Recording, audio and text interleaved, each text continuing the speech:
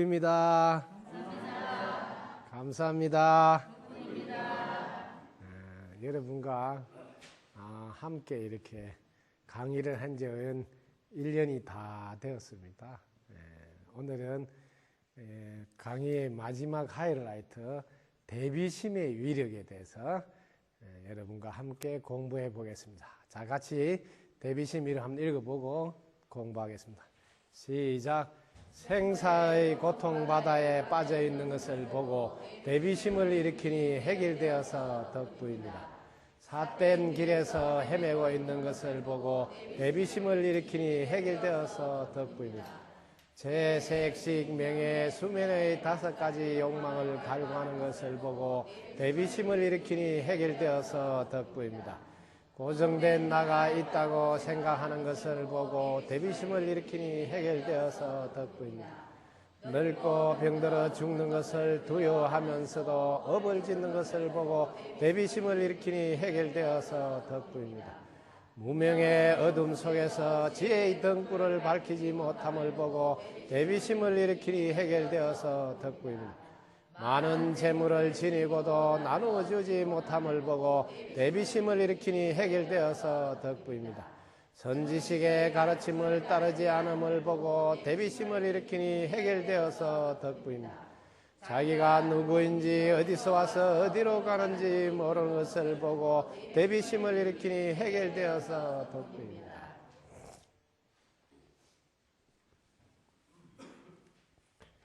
대비심이 뭔지 공부를 해봐야 됩니다. 대비심. 이 대비심은 어떻길래 그 위력이 있을까요? 위력이. 예. 대비심이 뭘까요? 보통 이게 여러분들이 불쌍히 여기는 마음이다. 불쌍히 여기는 마음.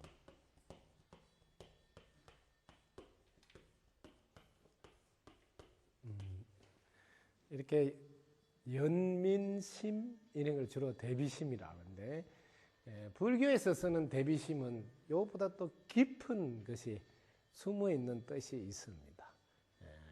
이 대비심이 여러분들이 나가 이렇게 대상, 상대, 이 상대를 불쌍히 여기는 마음, 이럴 때 여러분들이 대비심이라고 해석할 수도 있습니다. 그러나 나하고 대상이 없는 상태, 이때 자신이 자신에게 하는 대비심도 있습니다. 자신이 자신을 불쌍히 여기는 마음도 대비심이다. 자, 세상을 보는데 여러분들이 어떻게 해서 세상 문제가 어렵고 해결이 안 돼서 힘이 드는가? 자, 세상을 볼 때 두 가지를 여러분들이 한번 자세히 보십시오. 생각 속에 존재하는 것은, 혹은 마음 속에 존재하는, 이건 실제로 있어요, 없어요? 예. 이제 이걸 여러분들 이거를 허상이라 그러고, 허망한 상이라 그러고, 혹은 환상이라 그러고, 그림자라 그러고, 이렇게 여러 가지 이야기를 하는 거예요. 제일 중요한. 그 다음에, 요게 생각하기 이전,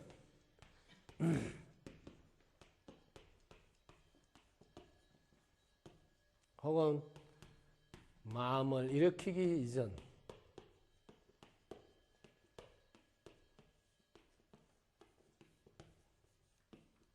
이걸 뭐예요? 분별하지 않을 때 무분별. 이 상태, 얘는 있는 그대로 모습이라.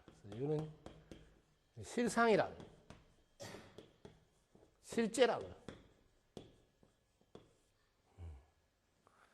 여러분들이 이 두 가지를 정확하게 구분할 수 있어요. 구분.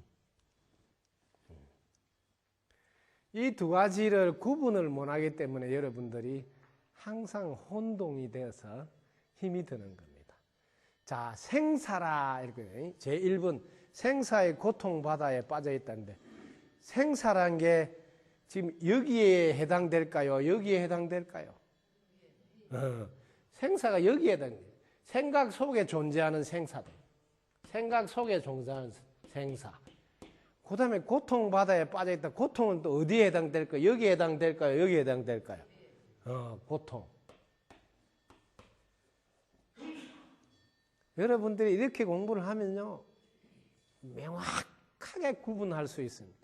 이거는 실제로 있어요, 없어요? 생사가 실제로 없어. 허상해. 고통이 실제로 없어. 환상해. 근데 우리는 이게 실제로 있는 줄 착각하면서 날 속는다고. 그래서 이게 실제로 없는 허상이요. 환상인 줄 아는 마음에서 불쌍히 여길 때를 대비심이란다 이 말이에요. 이런 거를 모르는 상태에서 안 됐다. 이런 마음을 불쌍히 여기는 정도를 가지고 대비심이라는 단어를 안 쓴다고요. 확연히 구분이 되죠. 여러분들이 보통 아이고 우리 어머니 참 안 됐다. 젊어서 고생하시더만은 나이 잡수시가 뭐 좀 살만하니까 저래 아프시구나 안 됐다 하는 거는 여기를 알고 하는 불쌍히 여기는 마음이 아니다 이 말이에요.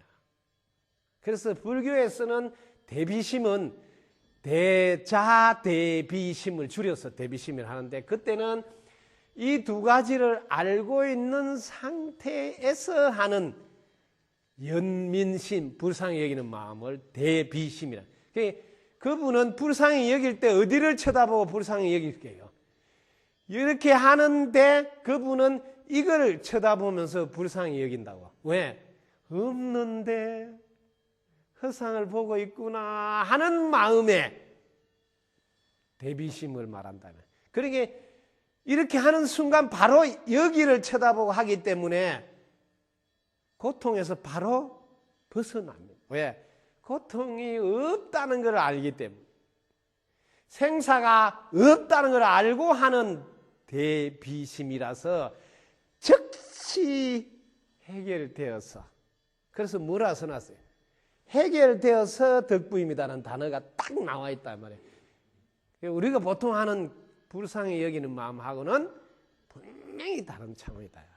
이걸 정확히 여러분들이 구분하셔야 돼요. 그 다음에 한번 보자고. 삿된 길에서 헤매고 있다. 그 삿된 길에서 헤맨단 말은 여기에 해당돼, 여기에 해당돼. 여기. 이 삿된 길, 이것도 생각 속에서 존재하는 거예요. 이 삿된 길. 또 헤맨다는 것도 여기 어디에 해당되냐? 헤매다. 헤맨다. 내가 여기 생각 속에. 여러분들이 이렇게 딱 둘로 구분해놓고 여러분 자신의 마음을 들여다보시라고. 정확하게 허망한 환상 이 그림자에 늘 착각해서 속고 있구나. 착각해서 속고 있구나 하는 자신을 발견하겠다. 그게 위대한 발견입니다. 그게 바로 깨달음이에요. 자기가 알고 있던 생각 속의 존재들의 고정관념이라고 그럽니다. 그 고정관념을 탁 깨고 생각하기 이전 자리, 이거를 불교 용어로는 반야라 그래요. 반야. 이때는 다 해결되어져 있는 상태가 돼서 바람이라 그래요. 이거는 지혜 중에서 최고의 지혜라. 세상에 가장 높은 지혜라서 마하라 그래. 마하반야 바라밀이 불교에서 말하는 대비심의 위력이다 이 말이야. 1년 내내 여러분들에게 드리고자 했던 것은 바로 이 대비심의 위력을 선물하고자 했던 겁니다. 여러분들이 생각하기 이전, 마음을 일으키기 이전, 분별하기 이전 자리를 보시라고. 그러면 즉시 여러분들은 해결되어져 있음을 발견하고는 그저 덕분입니다 소리밖에 할 수 없다는 것을 확인하게 됩니다. 1년 내내 여러분들에게 마지막 종착역에 여기다가 여러분을 데려다 드리려고 한 겁니다. 이 자리가 바로 천하에서 안심이 되는 자리. 이 자리는 나지도 죽지도 않습니다. 그래서 이 자리는 어떤 괴로움도 없어서 해탈 열반의 자리라 그리고 이 자리가 영원 무궁한 안락의 자리라 해서 극락이라고 표현하는 겁니다. 여러분들이 언제나 한결같이 극락에서 열반을 누리면서 안심하고 사시라고 장장 1년을 여러분과 함께 해온 겁니다. 재물이나 식, 먹는 거나 색은 뭐 부부관계, 그 다음에 명예, 수면 이런 게 다 여기에 해당됩니다. 여러분들은 마음을 일으킨 이후의 일들, 그것의 특징은 생겼다가 사라집니다. 잠깐 즐거움을 줍니다. 잠깐 행복한 것 같습니다. 그러나 그것은 사라지면 즉시 괴로움으로 바뀝니다. 그런 것에다가 여러분의 인생을 쏟아 부어서 되겠습니까? 하는 이야기를 해주고 싶어서 이 이야기를 전하는 겁니다. 좀 더 들어가 볼까요? 고정된 나가 있다고 생각한 어디에 해당될까요? 예. 이거는 뭐예요? 거상. 근데 우리는 이걸 착각하면서 고정된 나가 있다고 그 나를 위해서 좀 더 가지겠다고 네 하면서 세월을 다 보내고 있지 않습니까? 뭐 허망한 그림자를 붙들고서 말입니다. 얼마나 안타깝습니다. 이때 나오는 마음이 대비심입니다. 왜? 그게 허망하다는 것, 그림자라는 것, 환상이라는 것을 아는 사람이 하는 마음에서 나오는 것. 그게 대비심이라고 해요. 이런 것을 모르는 상태에서 불쌍히 여기는 것은 대비심이라고 하지 않습니다. 왜냐하면 즉시 벗어나 해탈, 열반, 안심, 극락을 돌려주지 못하기 때문입니다. 다 늙고 병들어 죽는 것을 두려워한다. 늙고 병들었다는 건 어디에 해당돼요? 두려움은 또 어디에 해당돼요? 여기에. 여러분이 한평생 하고 있는 모든 것이 생각 속에 존재하는, 마음 속에 존재하는 실제로 있지도 않는 것에 착각하면서 괴로워하면서 힘들어하면서 사시는 겁니다. 얼마나 안타깝겠어요. 왜? 그게 실제로 있는 것이 아니라는 것을 아는 분, 저절로 대비심이 나오지 않을 수 없겠지요. 왜? 아니까. 그 대비심은 즉시 그로부터 벗어나도록 도와줘. 즉시 해탈 열반에 이르게 합니다. 여러분이 여기를 생각하기 이전으로 내려오면 근기가 수승한 상근기라는 게 없습니다. 나는 근기가 약했어. 나는 낮은 근기라는 게 본래 존재치 않습니다. 그런데 많은 사람들은 나는 상근기가 아니라서 나는 그런 걸 못해 하고 지레 자신의 능력을 나오지 못하도록 막습니다. 또 그 말이 진짜인 줄 알고 이것은 상근기만이 할 수 있다 이런 말을 간혹 하시는 분도 계십니다. 우리 모두는 본래 상근기도 하근기도 낮은 근기도 높은 근기도 없습니다. 눈 밝은 스승을 만나서 안내를 잘 받으면 누구나 지금 여기서 바로 생각하기 이전을 이해하게 됩니다. 이해가 바탕이 되면 자기 스스로 해보는 거예요. 아, 나도 가능하는구나. 나도 생각하기 이전이 정확하게 알 수 있구나 하고 그 즉시 실현할 수 있습니다. 그리고 바로 검증할 수 있습니다. 아, 생각하기 이전에는 나고 죽음이 없다는 말이 사실이구나 하고, 그러면 부처님이 고구청령 우리에게 나지도 죽지도 않는다는 이야기가 지금 여기서 바로 즉시 여러분도 이해하고 확인할 수 있는 거라는 사실입니다. 오랜 세월을 걸려야 하는 것이 아니라는 겁니다. 이렇게 알은 뒤에 이 상태를 계속 유지하고 활용하고 사용하는 것은 노력과 습관이 필요합니다. 이것을 아는 데 시간을 보내는 것이 아니라 이것을 분명하게 알고 나서 그것을 늘 사용하기 위한 시간이 우리에게는 필요합니다. 그게 습관이 되도록 노력하는 게 필요합니다. 그런데 우리는 알기 위해서 시간을 너무 오래 보내고 있지 않습니까? 안 것을 실천하는데 세월을 보내야 함에도 불구하고 말입니다. 조금 더 들어가 볼까요? 무명의 어둠 속에서 지혜의 등불을 밝히지 못. 이 두 가지를 알면 지혜라고 그래요.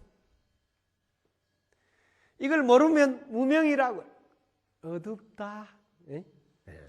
여기가 여러분 밝음이 없다. 그래서 무명이라 그래요. 여기는 뭐예요? 밝음이 있지. 우리는 인생 전체를 다 바쳐서 공부하는 것은 이 밝음이 없는 데서 밝음으로 전환하는 겁니다. 이 단계를 무지라 해서 지식의 세계, 아르마르의 세계라 그러면 되겠습니다. 여기를 반야 지혜의 세계라 그렇게 말합니다. 그래서 이 식을 전환해서 지혜의 눈으로 돌아가더라고요. 이거를 전환한다, 돌린다, 뭐 지혜를 얻도록. 그래서 사람 몸을 받아서 공부하는 모든 공부인들은 식을 전환해서 지혜를 얻는 것이 마지막 지향점입니다. 생각 속에 존재하는 것을 알고 생각하기 이전을 보도록 도와주는 겁니다. 좀 더 들어가 보겠습니다. 많은 재물을 지니고도 나누어 주지 못함을 보고 대비심을 일으키니 해결되어서 덕분입니다. 많은 재물을 어디에 있을까요? 생각 속에 있습니다. 자기가 많은 재물을 가졌다고 생각하는 거예요. 숨 떨어지면 많은 재물을 가지고 갈까요? 그런데도 많은 재물을 가지고 있는 것에 취해가지고 자기한테 많은 재물이 인연된 것은 숨 떨어지기 전에 많이 나누라고 자기한테 와 있다는 사실을 모르고 많이 나누라고. 왜? 숨 떨어지면 못 가져가니까. 여러분들이 오늘 밤새 안녕할 수 있다 생각하고 가진 것을 나누도록 하십시오. 왜냐하면 누구도 장담할 수 없기 때문입니다. 밤새 안녕하지 않다고. 누구나 우리는 밤새 안녕할 수 있습니다. 명심하십니다. 선지식의 가르침을 따르지 않음을 보고 대비심을 일으키니 해결되어서 선지식의 가르침은 이 두 가지를 분명하게 구분해서 알으라고 안내하는 분이 선지식입니다. 가르침을 알고 따르라는 말은 이걸 실천하라는 겁니다. 그리고 이걸 모르는 분에게 전해주라는 것. 자신이 먼저 알고 전해주는 여러분이 되셔야 합니다. 그게 바로 선지식의 은혜에 보답하는 길입니다. 그 다음 더 들어가 자신이 누구인지 어디서 와서 어디로 가는지 모르는 것을 보고 대비심을 일으키니 해결되어서 특별히 자신이 누구인지 어디서 와서 어디로 가는지 공부해 볼까요? 이런 질문으로 오랫동안 방황합니다. 여러분들이 이 질문을 가지고 다시 질문을 해 보십시오.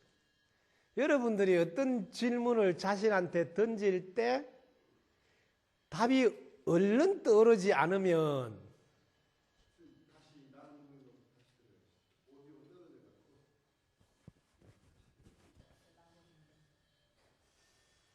여러분들은 질문을 잘 하십시오. 이 질문을 잘 하면 질문하자마자 바로 답이 보입니다.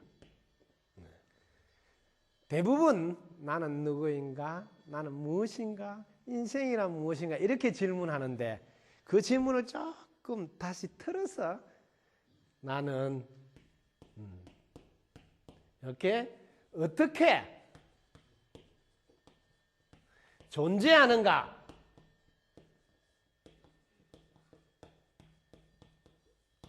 이렇게 존재에 대한 질문을 해 보십시오. 그러면 훨씬 빨리 답을 찾을 수 있습니다. 왜냐하면 여러분이 존재하지 않으면 어떤 것도 할 수 없기 때문입니다. 자신이 어떻게 존재하느냐 이렇게 질문하면 자기를 알기가 쉽습니다. 나는 공기가 들어가야 존재한, 숨을 쉬어야 존재하고 물을 마셔야 존재하고 밥을 먹어야 존재하고 땅이 필요하고 햇빛의 도움을 받아야 되고 이렇게 관점을 질문을 돌려서 보십시오. 나는 이게 나 아닌 것. 나 아닌 것이 없으면 존재 자체가 안 되는구나. 이렇게 하면 금방 나 아닌 것이 없으면 나는 없구나. 그럼 나 아닌 것이 곧 나구나 하고 나 아닌 것을 돌보는 일이 자신을 돌보는 일이구나 하는 것을 금방 이게 답을 찾을 수 있어요. 나는 누구인가? 전체가 나이구나 하는 생각으로 자신이 확장됩니다. 여기 자그마한 이 몸뚱이에 갇혀있는 이 나에서 나는 어떻게 존재하는가 보니까 공기가 들어야 돼요, 물이 들어야 돼요, 땅에 또 뭐 전부 다 햇빛 통하는 거. 나 아닌 이 전부 다가 도와서 나가 존재하니까 이렇게 이 전부 다가 한꺼번에 자신이 이구나 하는 걸로 자기가 확장되는 거예요. 이걸 대아라 그래요. 네? 이것만 나라고 할 때는 소아라 그러네. 이 전체가 나구나 할 때 대아라. 결국 우리가 자신을 안다는 것은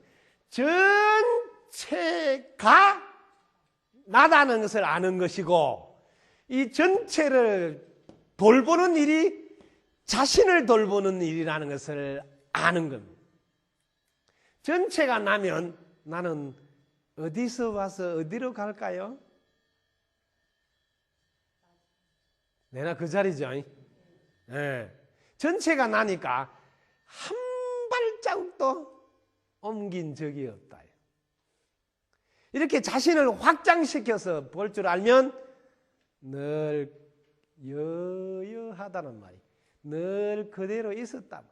온 적이 없으니 간 적이 없다 하는 말이 이해가.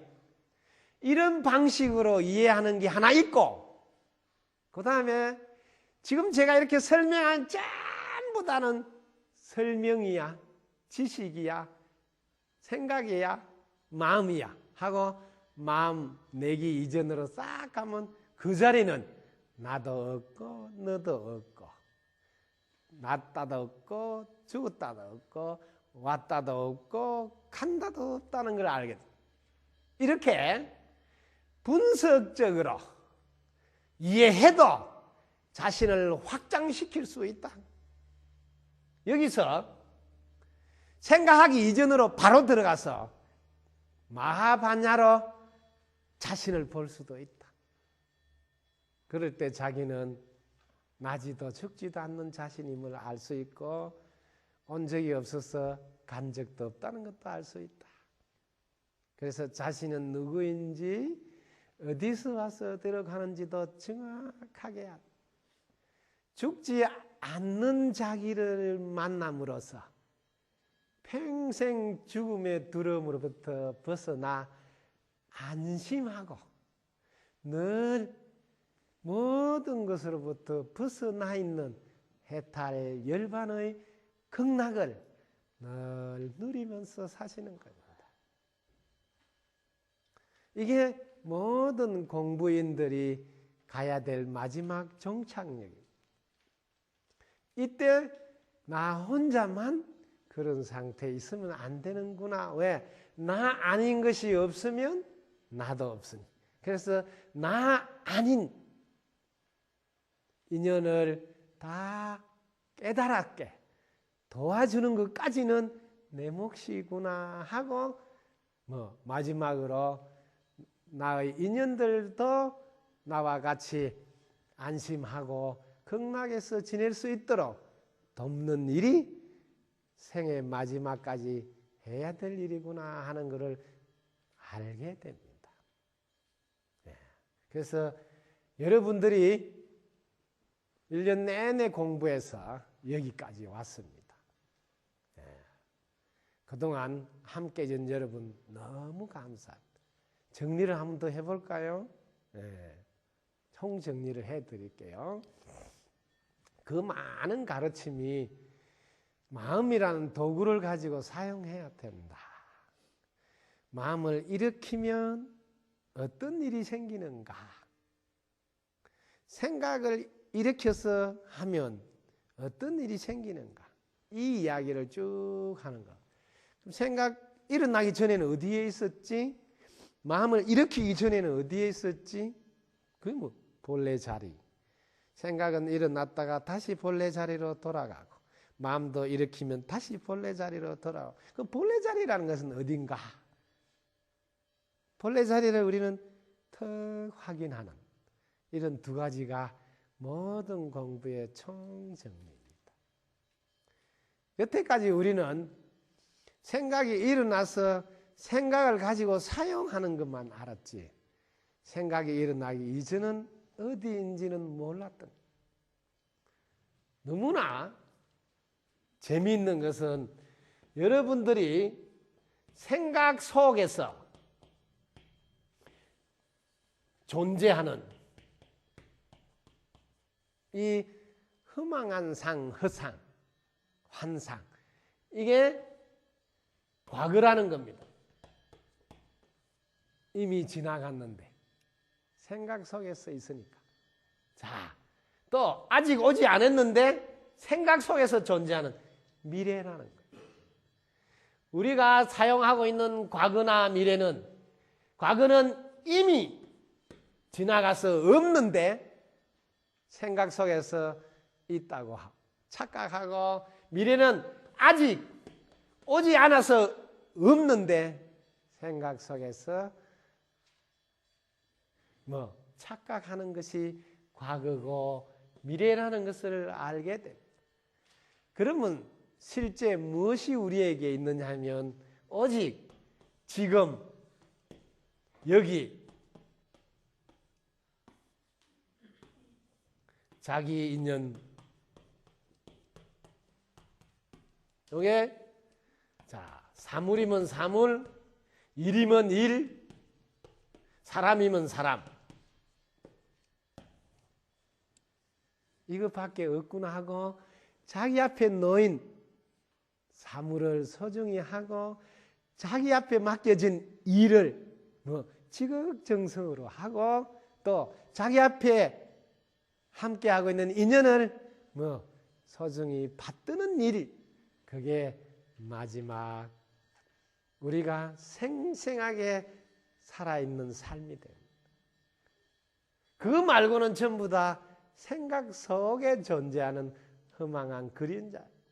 근데 우리는 이 생각 속에 존재하는 허망한 그림자에 밤새 잠 못 이루기도 하고 이미 지나가 없는 것을 계속 끄집어내서 네가 내한테 그럴 수가 있느냐 하면서 자기를 달달달달 볶고 그러면서 그거를 상대방한테 전가하고 당신 때문에 한 잠도 못 잤다.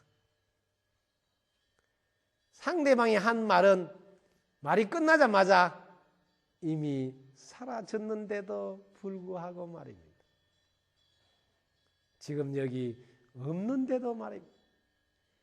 지금 여기 없다는 것을 여러분이 아시고 생각에 끄달리지 않고 자기 마음에 속지 말라고 장장 1년을 여러분한테 이야기했던 겁니다. 오직 지금 여기 자기 인연을 소중히 받듯 그것도 영원히 행복하라고.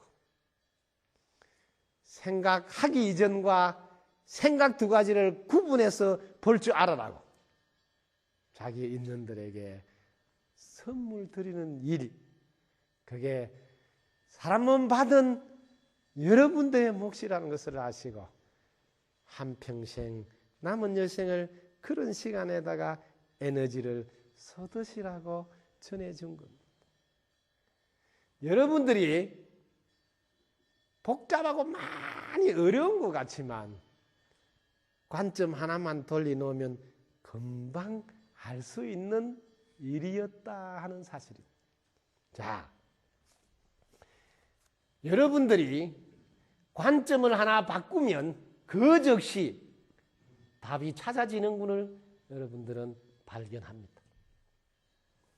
오늘 이후로 여러분들이 정말 물건을 파는 사람이라는 관점에서 사는 사람을 도와주는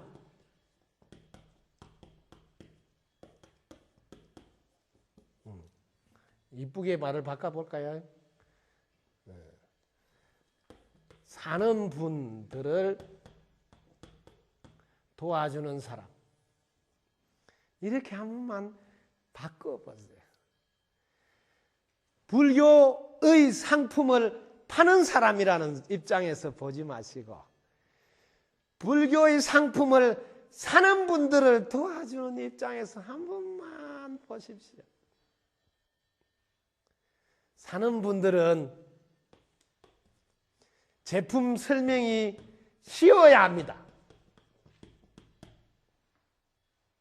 그 제품 쉬운 걸 끝나면 조작이 간단해야 됩니다. 간단해야 돼요. 그래야지 사는 분들을 이해한 겁니다. 불법을 사는 분들의 입장에서 보시면 불법을 늘 쉽게 안내해야 되고 그 사는 분을 생각해서 간단하게 자신도 그와 같은 경지에 이르도록 도와줘야 됩니다. 그게 이 시대 앞에서 안내하는 분들의 몫입니다. 이제는 더 이상 파는 사람 입장에서 살라면 사고 말라면 말어 이런 자세는 더 이상 경쟁력이 없습니다. 여기서 이제 한 발 더 가서 지금까지는 우리는 이게 수직적 사고로 세상을 살아왔습니다. 2012년 12월 31일부로 수직적 사고인 아날로그식 관점은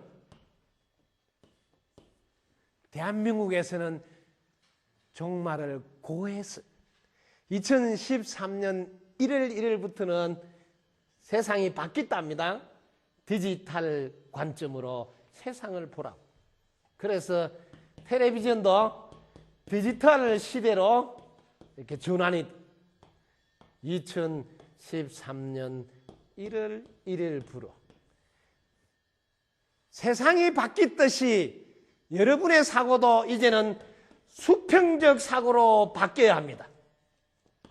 이것이 시대와 함께하는 겁니다. 시대와 함께하지 못하는 분은 시대에 뒤떨어질 수밖에 없습니다. 이제는 자식 없는 부모는 있을 수 없으므로 부모가 자식 덕분인 줄 알아야 수평적 사고의 시대가 열리고 신도 없는 사찰은 존재할 수 없음을 알았어. 신도 덕분에 사찰이 움진 줄 알고 신도를 받드는 시대가 디지털 시대요 수평적 사고 시대입니다.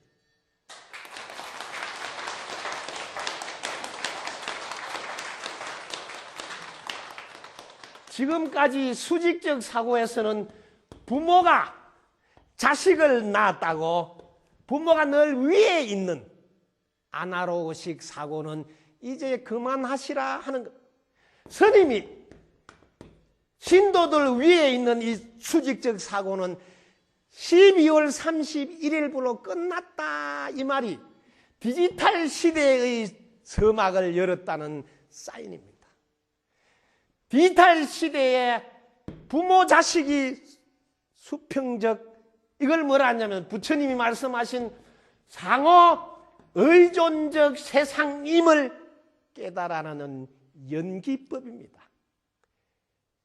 법은 연기법으로 설하면서 여전히 수직적 사고로 행동을 한다면 누가 본받겠습니까?